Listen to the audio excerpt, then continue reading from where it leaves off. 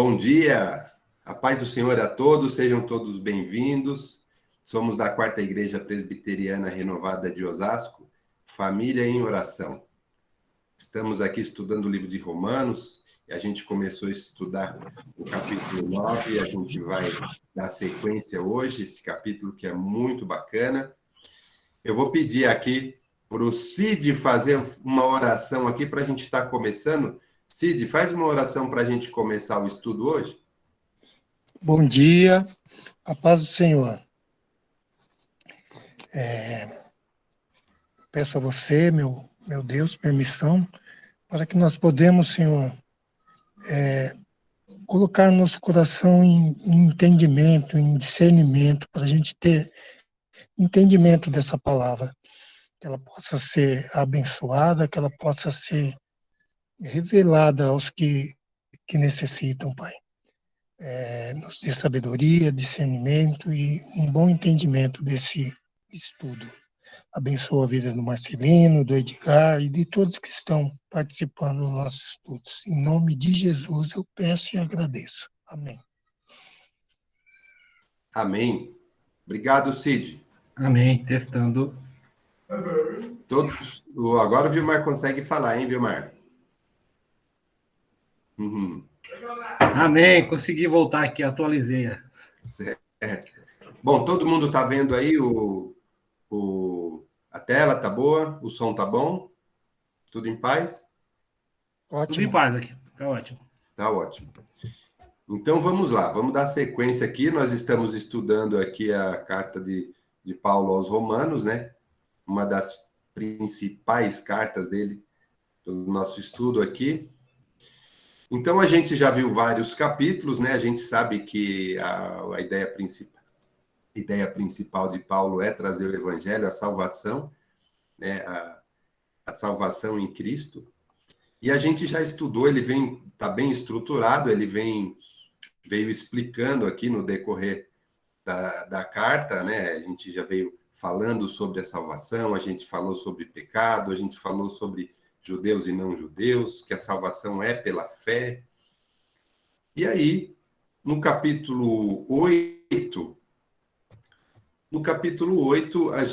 Paulo terminou assim uma coisa bacana, né? Falando da nossa salvação, falando de Deus, falando da certeza do amor de Deus, uma coisa maravilhosa que é a salvação, né? E a atuação do Espírito na nossa vida para quem aceita, para quem é escolhido. E aí ele entra agora no capítulo 9, né? A gente já falou que sobre isso, mas a gente vai só dar uma recapitulada. Ele entra no capítulo 9 falando de uma angústia dele, né? Essa angústia de Paulo, né, fica muito claro aqui logo no começo. Por quê? Porque ele vai falando aqui, a gente viu aqui no primeiro bloquinho, que ele está falando sobre a incredulidade dos judeus, né? Então a gente viu isso aqui, a gente começou por aqui, né? A gente viu que já conversou também que os 3 capítulos que a gente está falando no 9, o 10 e o 11, o Paulo ele vem tratar a soberania de Deus na salvação. Paulo, ele vem tratar sobre a comparação entre a criatura e o Criador. Então, Paulo ele deixa muito claro que Deus é soberano e que a gente, vamos dizer assim, ele reduz a gente a nada para que a gente não seja orgulhoso e que a gente entenda a diferença entre criatura e criador.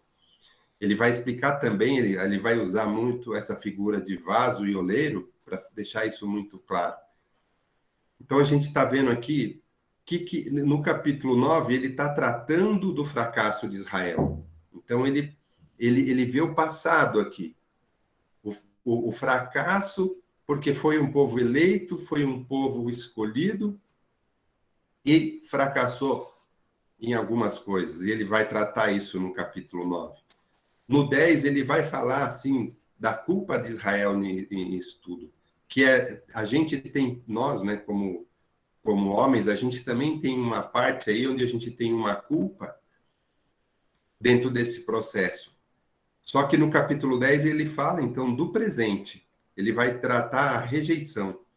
E no capítulo 11, então, ele vai falar do desígnio eterno de Deus. Ele vai falar da restauração.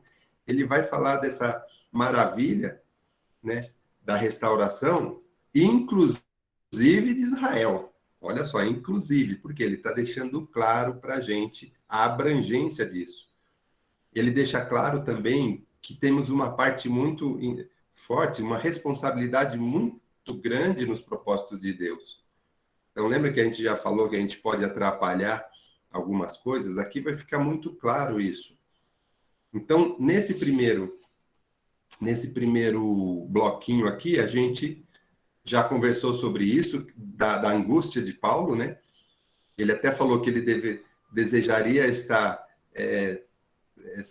separado de Cristo para que os irmãos fossem salvos, né? A gente comentou sobre isso. A gente comentou também, né, que a gente está tratando nesse capítulo 9 é da eleição, né? A escolha de Deus. Ele também falou, como pode, né, o povo escolhido, o povo com tanto privilégio, né, alguns não creem, né? Então, ele foi falando os privilégios também do povo judeu. Aqui, nesse comecinho, a gente falou sobre isso. Sobre a escolha, sobre a glória de Deus que foi vista no meio do seu povo, as alianças, né, as promessas, enfim, e que Cristo também descende desse povo. Então, ele mostrou a sua angústia, e aí, no bloquinho seguinte, o que a gente viu? Que ele sempre faz isso, né? Ele faz a pergunta e depois responde. Ele fala, mas será que Deus falhou? Né? Não, Deus não falhou, não. Por quê? Porque ele está deixando muito claro aqui que o povo escolhido, o povo eleito, nem todos são de fato israelitas. E aí a gente comentou aqui sobre os filhos da carne e os filhos da promessa. Então, os filhos da promessa, aqueles que têm a fé de Abraão é que são os salvos, né? E os filhos da carne não necessariamente, né, são salvos. Isso a gente viu aqui, que existem essas duas situações. E aí depois, mais para frente, a gente vai ver isso, vai ver hoje, ele também fala da abrangência. Aqui ele está falando do povo escolhido, mas que também os que não são escolhidos, dentro desse povo, também têm direito a essa salvação. Isso vai deixar claro nesse capítulo 9. Muitos estudiosos falam que o capítulo 9, 10 e 11 são um dos mais importantes e complexos aqui dentro da carta de Paulo. E é mesmo. Então é bom a gente ler realmente com calma e conversar, porque tem muita coisa aqui que Paulo deixa claro para a gente entender um monte de coisa. Então, o que ele fala aqui nesse bloquinho ainda, quando ele fala que tem Israel, tem dois Israel, né? O Israel de fato, que são aqueles que têm a fé de Abraão, e tem aqueles que é o genético, o que nasceu, mas que não teve a fé. Então, tem a questão genética é uma coisa e a questão espiritual é outra. Então, ele separa isso. E aí, o que ele fala também sobre essa questão da promessa? Ele fala aqui, a gente até citou aqui, é bom a gente reforçar, ele fala assim, que o propósito de Deus quanto à eleição, ele prevalece não por obras, mas por quem chama. Então, ele falou aqui que isso, a eleição, ela não é por obras. E isso ficou claro para a gente. O propósito de Deus, ele já a gente viu que era no início. E se fosse mérito, seria no final. Né? A gente já conversou sobre isso domingo passado. Então, ele explica aqui que se fosse por obra, então você ia primeiro fazer a obra e lá no final você seria eleito. Não é isso.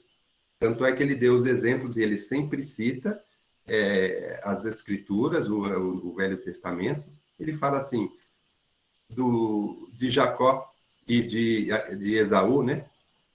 Falou que o mais velho ia servir o mais moço, quer dizer, já estava já estava eleito antes do nascimento. Então, o propósito existe. Agora, se vai alcançar o propósito ou não, isso é uma outra coisa que a gente vai ver.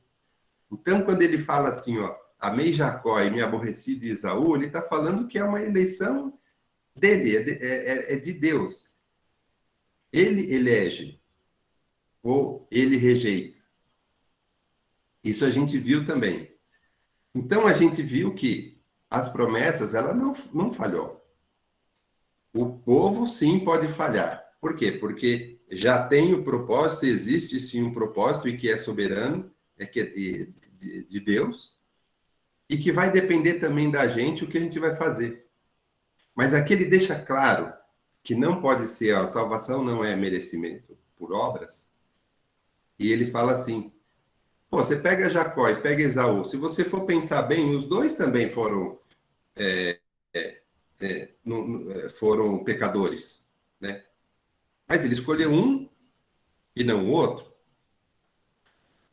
Então, a gente vai entender isso durante essa carta inteira. E aí, no próximo bloco, que é onde a gente parou, que a gente vai iniciar agora a nossa leitura, e que é muito importante, é sobre a justiça de Deus. Quando Deus vai aplicar o juízo. Então, tanto ele pode aplicar o juízo, quanto ele pode aplicar a salvação, a sua misericórdia. Mas depende exclusivamente de Deus. Vamos ler esse bloquinho aqui e vamos entender o que o Paulo está falando. No bloquinho anterior, a gente falou, se falhou a promessa de Deus, a gente viu que não, domingo passado. E agora ele fala, e a justiça de Deus? Né? Será que Deus é injusto? Né? Vamos ver isso aqui. Então, vamos ler aqui, ó, do 14 ao 18. Esse aqui é o bloquinho que trata sobre a justiça de Deus. Vamos ler aqui, ó. Que diremos, pois, a injustiça da parte de Deus? De modo nenhum. Pois ele diz a Moisés, terei misericórdia de quem me aprover ter misericórdia, e compadecer-me-ei de quem me aprover ter compaixão. Assim, pois, não depende de quem quer ou de quem corre, mas de usar Deus a sua misericórdia. Porque a Escritura diz a Faraó. Olha lá, ele de novo mencionando a Escritura e mencionando o Antigo Testamento. Para isto mesmo te levantei, para mostrar em ti o meu poder e para que o meu nome seja anunciado por toda a terra. Logo, tem ele misericórdia de quem e também de quem quer e também endurece a quem lhe apraz. Olha só, esse bloquinho aqui é muito importante a gente discutir isso. Paulo está querendo dizer aqui que Deus é soberano na sua justiça. E o que é isso? Ninguém, a princípio, ninguém merece a salvação. Paulo já deixou isso claro, ele deixou todos nós no mesmo ponto. Todos temos o pecado e todos mereceremos a perdição. Todos mereceremos o juízo por parte de Deus. Isso ele já deixou claro. Então, não há injustiça da parte de Deus. Por quê? Porque todos somos pecadores. Agora, Deus, ele escolhe quem quer dar a salvação, a misericórdia, ou quem ele quer dar o juízo. Não é nós que escolhemos. E nem podemos reivindicar a salvação. Porque a gente já disse, não é por obras. Então a gente não pode reivindicar nada. E a gente vai ver isso também no próximo bloco. Porque Paulo vai deixar muito claro a diferença entre criador e criatura. Então a criatura não tem que reivindicar nada do seu criador. Então ele está querendo dizer aqui, sim, que Deus, ele escolhe e é soberano na escolha para quem ele quer dar a salvação e para quem ele quer dar o juízo. E essa escolha de ser salvo ou não nunca é nossa, é de Deus. Então, ele está deixando isso bem claro. E também, ele deixa claro aqui também que Deus ele é glorificado tanto exercendo a misericórdia na salvação, quanto também o juízo dos rejeitados, daqueles que não aceitaram, daqueles que não creram. Então, Deus vai mostrar, sim, a sua glória nos dois casos, e a gente vai ver isso, a gente vai conversar isso. Então, quando ele pergunta aqui, há injustiça da parte de Deus? Não, não há injustiça. Então, ele quer explicar realmente que não há injustiça, por quê? Porque todos já estamos na condição de pecadores, nós já estamos na condição da perdição, e Deus é que vai aplicar sua misericórdia ou não. E outra coisa também importante a gente frisar aqui, né? Por exemplo, Moisés. Para Moisés, Deus aplicou a misericórdia, deu a salvação. E para o Faraó, ele aplicou o juízo, a sua justiça. E Deus não é injusto, nem num ponto e nem no outro. Então, nós vamos falar um pouco agora sobre endurecer, ainda antes da gente passar para o próximo. Eu vou voltar no capítulo 1, que a gente já estudou e tem muito a ver com isso. Porque é muito importante a gente falar sobre isso. Porque quando a gente fala que Deus aplica o juízo, a sua justiça, ou aplica a sua misericórdia, a salvação, ele nunca é injusto. A gente vai ver que depende muito das nossas escolhas e do nosso caminho que a gente escolhe para a gente ter essas coisas. E aqui também a gente vai falar um pouco sobre essa questão do endurecimento. Uma questão muito importante na Bíblia, e a gente também não pode, né, macular ou arranhar a imagem de Deus quando a palavra fala no endurecimento, né? Endurecimento aqui a gente vai entender bem, vamos conversar um pouco, esse bloquinho é importante para isso. Porque Deus não é injusto. Então, falando aqui da questão do endurecimento, eu queria até voltar um pouco lá no capítulo 1, que a gente já viu, porque Deus, ele é assim, ele não vai aplicar uma injustiça, ele não vai pegar uma pessoa que fez algo bom e vai aplicar uma sentença na pessoa. Ele não faz isso.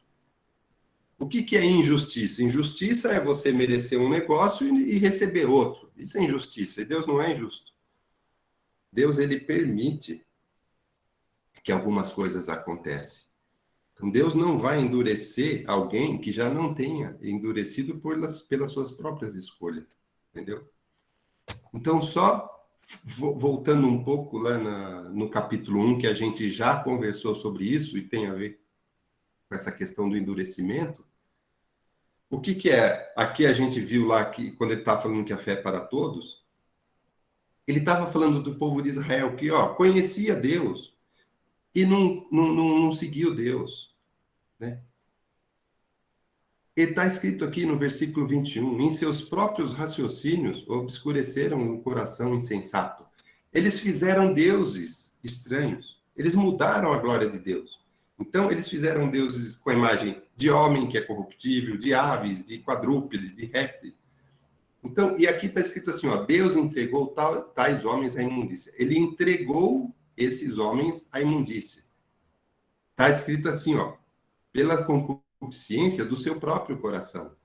Então, o homem se desviou, fez coisa errada, e Deus entregou eles. Entregou quer dizer isso, por causa disso, Deus entregou as suas paixões infames.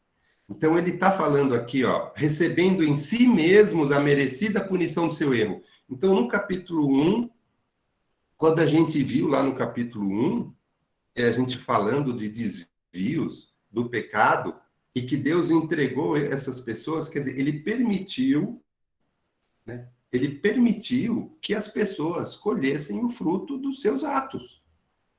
Então, não é que Deus, quando ele fala que Deus endurecer o coração, não significa que ele vai transformar a pessoa boa em uma pessoa ruim ou coisa assim, não. Ele vai permitir que os seus atos, que as suas escolhas, dê as consequências para você.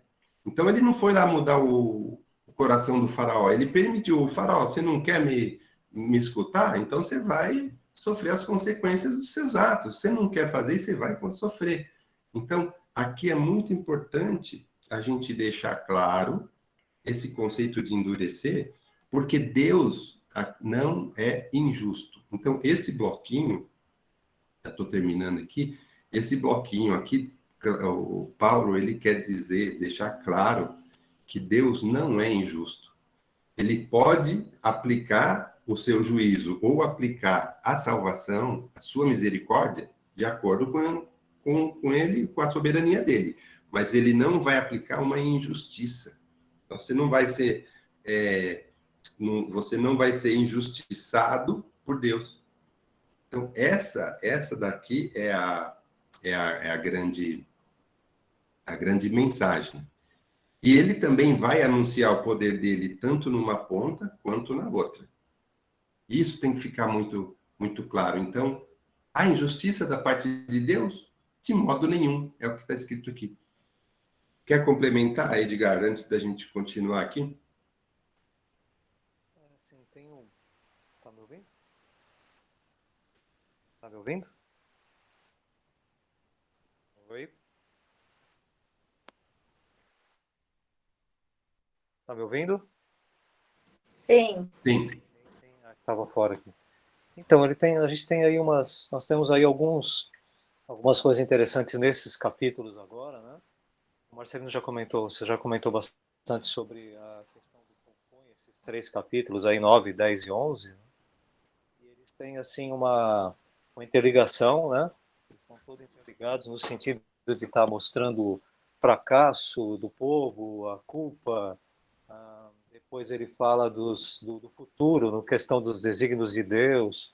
Então ele fala do passado no começo, a questão do fracasso. De repente, no 10, ele vem falando do presente, do que está acontecendo, né? E depois ele vai falar do futuro na questão dos desígnios de Deus, né? Daquilo que está por vir, né? E a responsabilidade de cada um toda essa condição aí de que eles estão vivendo, né? A gente tem aí é um livro interessante, eu vou só fugir um pouquinho do que o Marcelo estava falando, mas eu gosto muito de entender, de ler esse livro como uma carta, não com essas divisões todas que a gente identifica, agora é o 9, agora é o 10, agora é o 11. Ele é um corpo em que no começo ele começa a dar exemplos interessantíssimos sobre casamento, sobre promessas, sobre escravidão.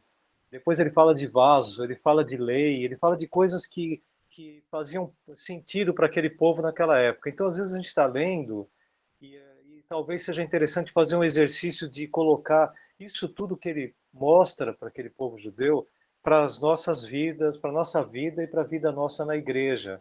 Como a gente está se comportando, como a gente está encarando tudo que tem acontecido na igreja de uma forma atual. Então, quando ele fala com esses elementos que permeavam aquele povo naquela época, é porque aquilo fazia sentido, né? Fazia sentido falar sobre vaso, fazia sentido falar sobre aquela lei que eles seguiam, né?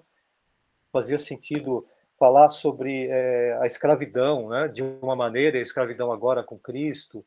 Então, tudo isso passa a ter sentido para eles e que a gente tenha um entendimento de que nos nossos dias isso só muda só atualiza as palavras, né?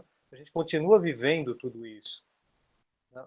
É como se a gente usasse um exemplo, eu até pensei, estava ouvindo aqui, pensei num exemplo bem simples, como se fosse uma casa.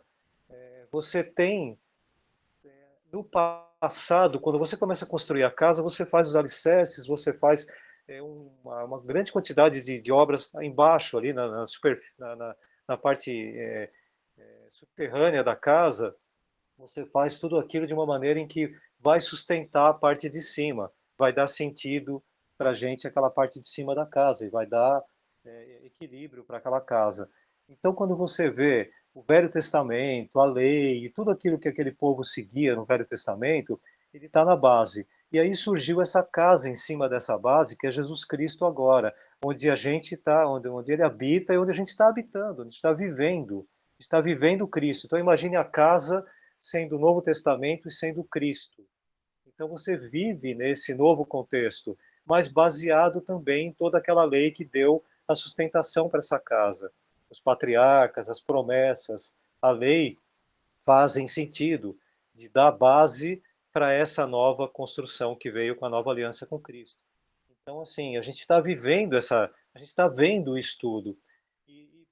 A gente vai ler depois, mais para frente, Marcelo vai falar bastante, tenho certeza aí, sobre a questão da gente estar sabendo de tudo isso que a gente sabe hoje, de tudo que a gente sabe de Cristo, de tudo que a gente sabe do Velho Testamento, de tudo que a gente sabe das promessas, né, que a gente ouviu em todo o Velho Testamento, e mesmo assim, às vezes a gente se torna rebelde. Então a condição nossa é muito pior do que desses judeus. É muito pior porque eles estavam conhecendo ainda essa nova aliança, conhecendo a Cristo. E imagine nós, hoje em dia, vivendo como a gente vive já com Cristo, conhecendo toda a nova aliança, conhecendo tudo isso que a gente conhece de Novo Testamento, e mesmo assim a gente se torna rebelde de vez em quando. Então imagine o quanto isso desagrada a Deus. Deus, acho que eu penso assim, ele imaginando assim, puxa, olha o que vocês têm nas mãos, tudo revelado, tudo nas mãos para me seguir e ainda vocês ficam rebeldes, né? Então eu diria que chega a ser imperdoável, né? Assim no sentido figurado da palavra aí, no sentido de que como rejeitar tudo isso? Eles até Como tinham essa Paulo diz, né? margem. Como é que pode, né? Então, tem muita gente na igreja que hoje que ainda fica rebelde, que vai embora, que não sei o quê, que eu não quero mais brincar, sabe aquela coisa, né? Eu vou sair do play porque eu não quero mais brincar. E como se não conhecesse aquilo tudo que ele tem nas mãos. Então não tem margem para não seguirmos e prosseguirmos na fé. É como diz o pastor, né? A gente precisa conhecer a palavra, mas não só conhecer, né, Edgar? Praticar. E muitas vezes a gente acaba não praticando e não entendendo profundamente, e a gente acaba se rebelando ou se esfriando, é verdade. Sim, mas é engraçado porque parece que existe ali uma amnésia temporária, né? Porque a gente conhece tanto a palavra e tanto tempo estudando a palavra, muitos anos, né? E mesmo assim, às vezes cai na rebeldia de falar, olha, eu não quero mais, ou eu vou pensar de outra maneira, ou eu vou. Então é uma margem muito difícil de entender para um cristão, pelo conhecimento dessa nova aliança, né? Os judeus Sim. não tinham esse conhecimento, eles estavam entendendo ainda, né? Eles ainda viviam pelas obras, eles ainda davam mais importância às obras do que a própria, né? Do que a própria Sim. nova vida que tinha sido apresentada. Amém. Antes de continuar aqui, acho que o pastor quer falar uma coisa, pastor. Sim, sobre conhecer a palavra, nós não podemos esquecer que quem conhece a palavra mais do que todos nós é o inimigo. Isso aí ele demonstra lá na tentação de Jesus. Então, ele é o maior conhecedor da palavra, ele sabe o que faz, o que não faz para nos derrotar, né? E, e realmente conhecer a palavra é super importante. Mas o mais importante, ou igual pelo menos, é conhecer isso que vocês falaram, colocar em prática. Eu conheço alguns homens de Deus, né, que muito conhecedor da palavra, muito. Quando ele ia pregar, eu ficava assim, mas como que pode fazer uma exegese de um texto assim, retirar coisas profundas? E hoje, quando vou ouvi-lo, eu fico muito preocupado. Então, parece que subiu na cabeça que ele é o bambambam, bam, bam, né? Ele é o soberano, não é Deus que é o soberano, e ele é o tal, tal. Então, realmente, nós temos que aprender muito a palavra e sempre com humildade e colocar em prática, né? E o difícil não é você conhecer, é você colocar em prática, né? Então, eu estou falando como pastor, que eu prego, né? Prego, nós pregamos, né? Aí vem, agora você tem que colocar em prática aquilo que você pregou. Aí não é fácil, não. Mas Deus nos dá graça. Obrigado. Mesmo os judeus, né, pastor? Mesmo esses judeus que a gente está falando, estamos falando aí que Paulo está tão decepcionado nesse 9, 10 e 11 aí, né, com eles, e consigo mesmo também, por ser também judeu, por estar daqui, né, é a questão mesmo de eles conhecerem essa palavra, né, os textos dos patriarcas, eles conheciam e sabiam o que fazer. Mesmo assim, eles continuavam no erro, eles continuavam a cometer erros, né, muito traços ali para quem já conhecesse a palavra, né. É. E aqui ele deixa claro também, né, Edgar, e a gente vê, nesse capítulo 9, quando ele trata, né, dessa soberania de Deus, ele enfatiza, e para a gente é muito importante entender essas mensagens, porque ele fala que a salvação realmente é pela fé. Isso daqui ele deixa claro que se a gente não tiver fé em Cristo, não aceitar a Cristo, que a gente não vai conseguir a salvação.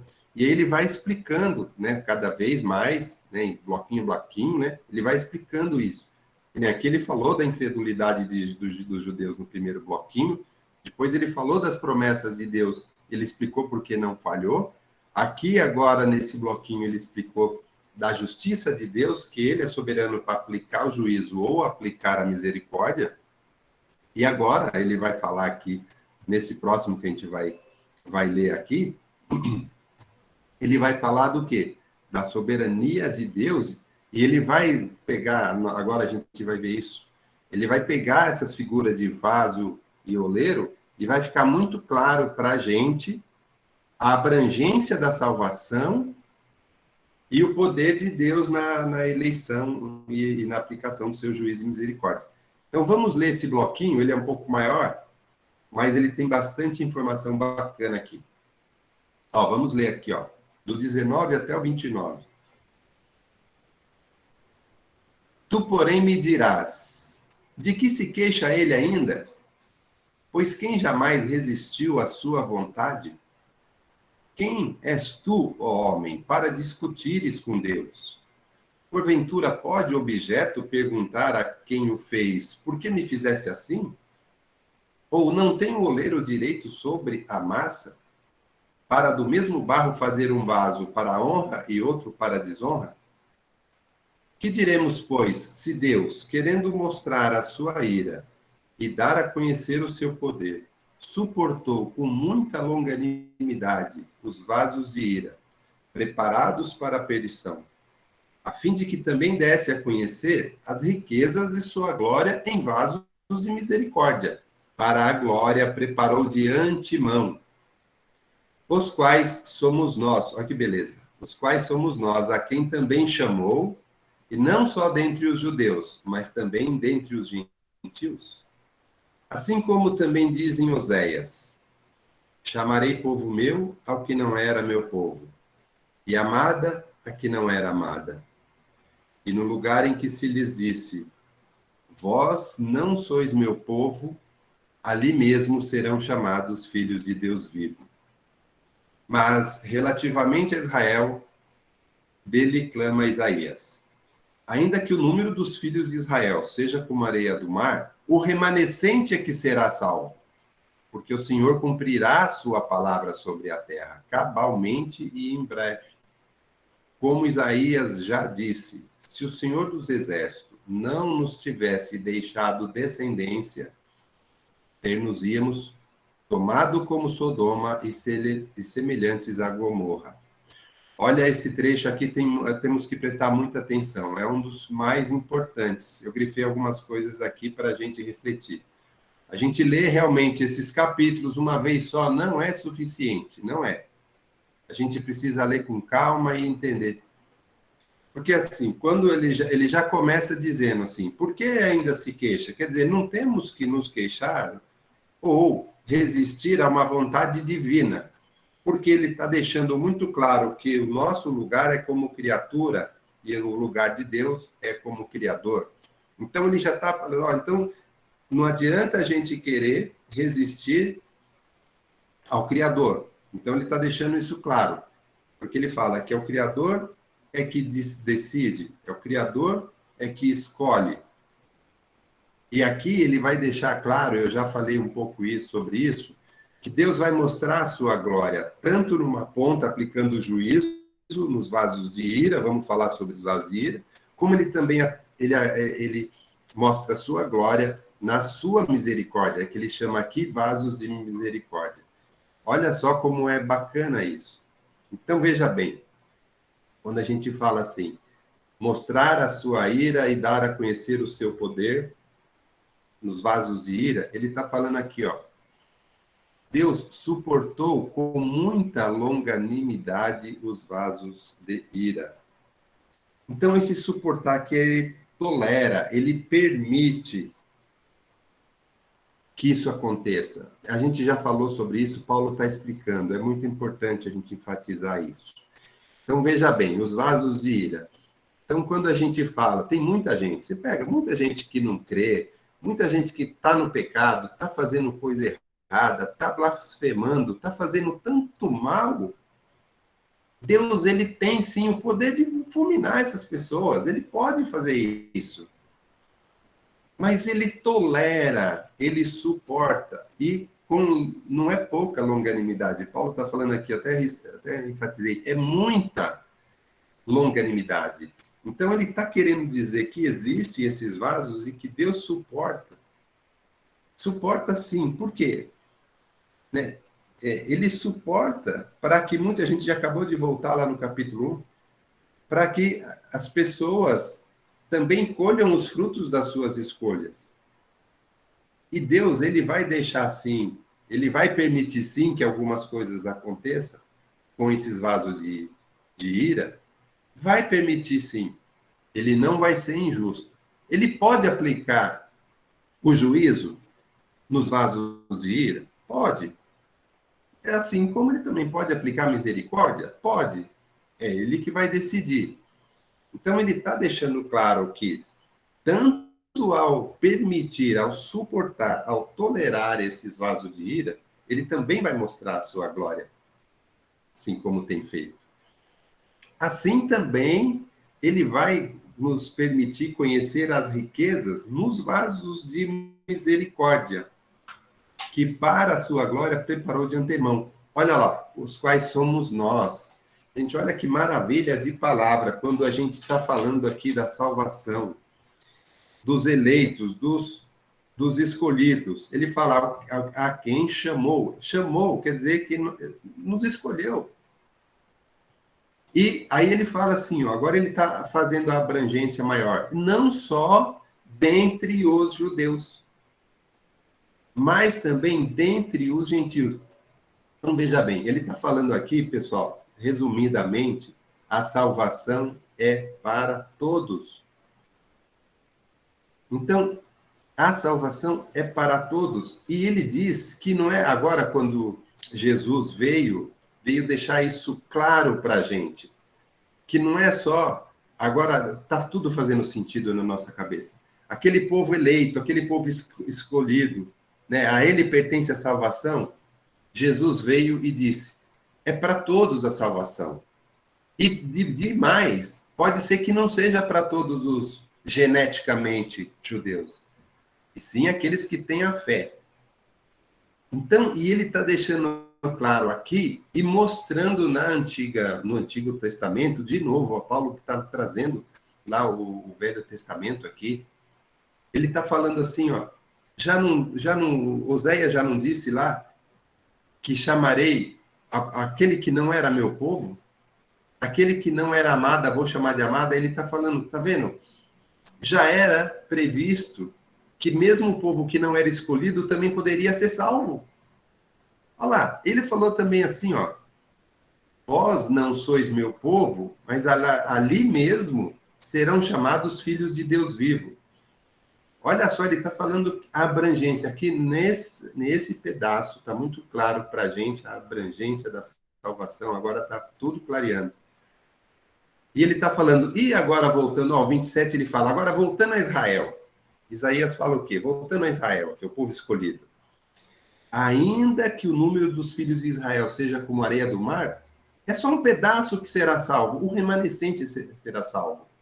Então, a promessa de Deus, o cumprir da palavra, é que é uma parte só que será salvo. Por quê? Porque é aquele que vai ter a fé, é aquele que vai aceitar Jesus.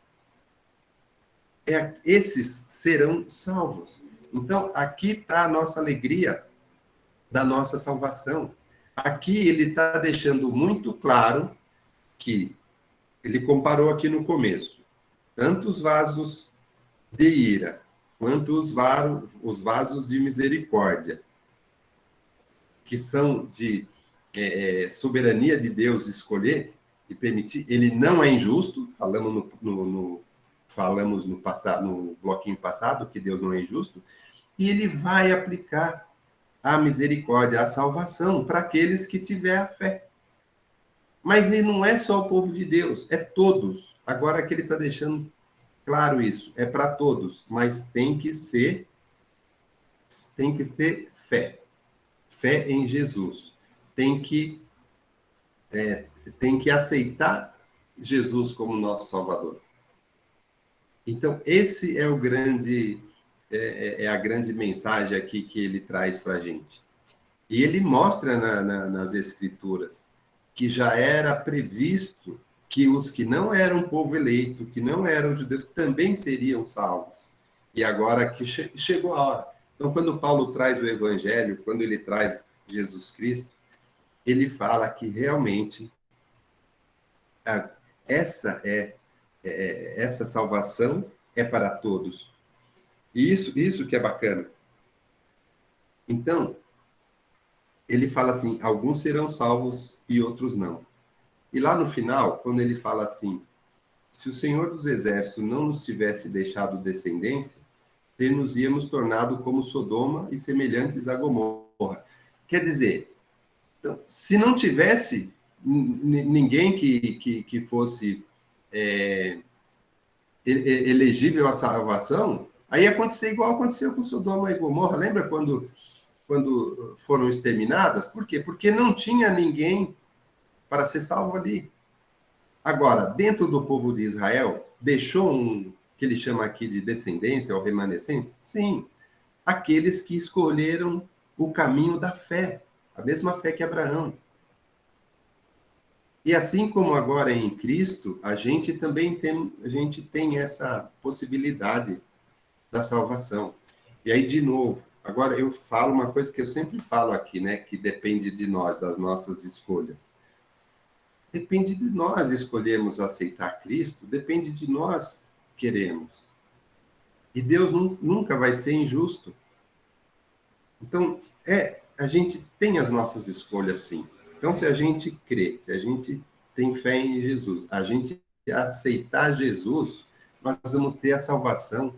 Ainda que a gente tenha pecado, ainda que a gente caia, ainda que a gente fraqueje, ainda que a gente esmoreça, quem está em Cristo vai conseguir se levantar.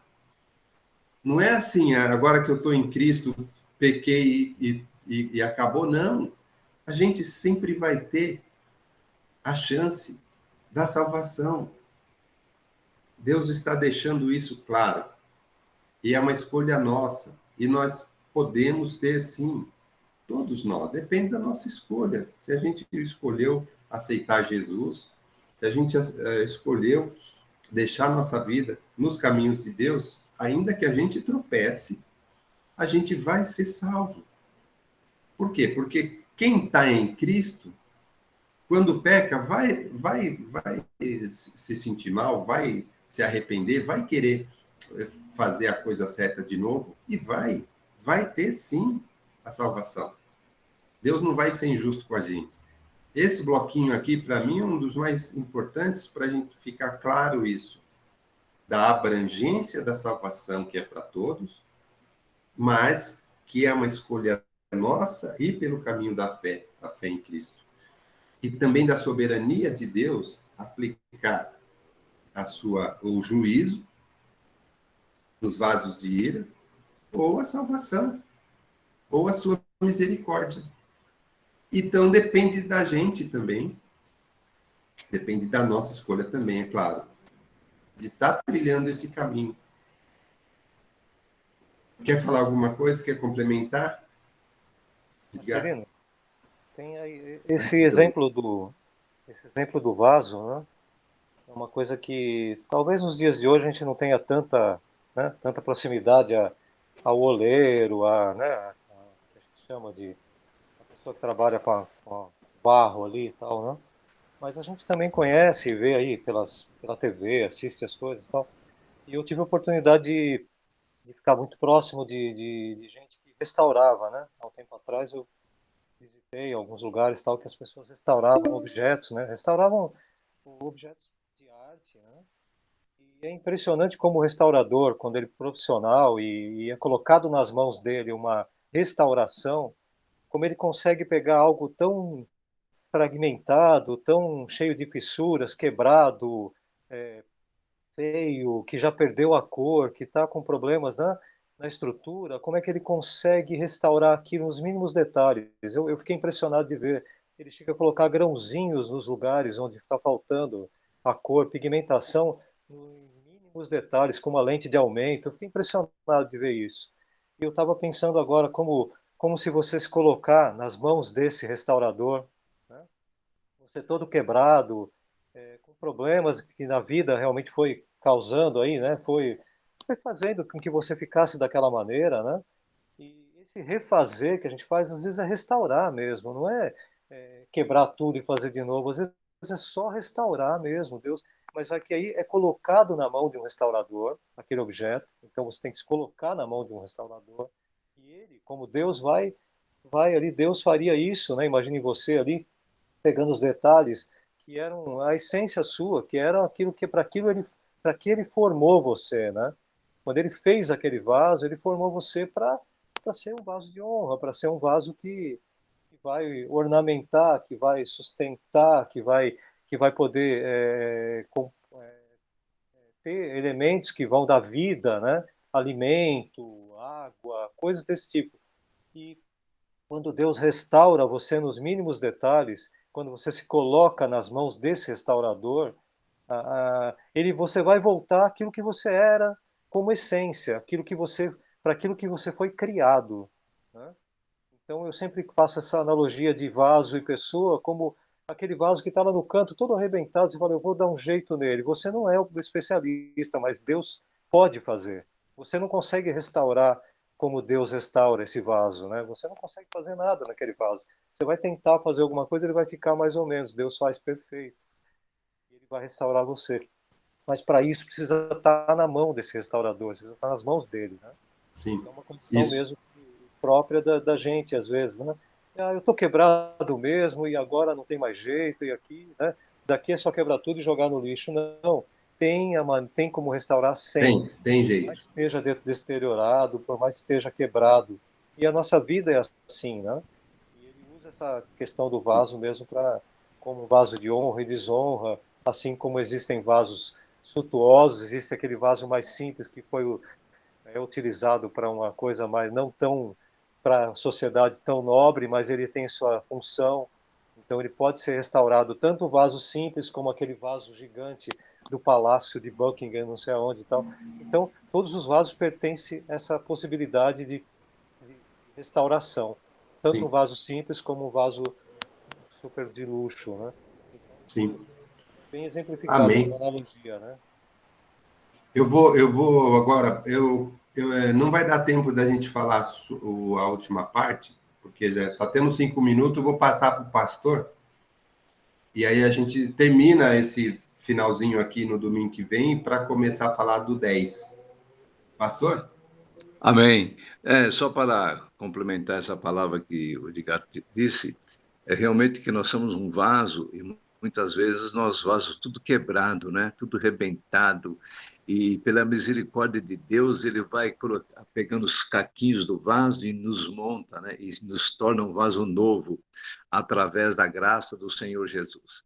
Nós podemos ver que muita gente, ou quase todas as pessoas, eram um vaso quebrado. Pela graça do Senhor, nós somos restaurados, né? Então, só temos que louvar a Deus, né, por aquilo que Deus tem feito na nossa vida através de Jesus. E outra coisa, não podemos nunca desistir, que Deus sempre tem o melhor para nós. O que nós temos que fazer é confiar no momento de Deus. Deus tem o seu momento, né? Amém. Que Deus possa continuar nos abençoando. Vamos falar com Deus. Pai amado, eu quero te louvar, meu Deus, pelo ensinamento da tua palavra, Pai, que realmente nós não somos nada, Pai, mas o Senhor é tudo.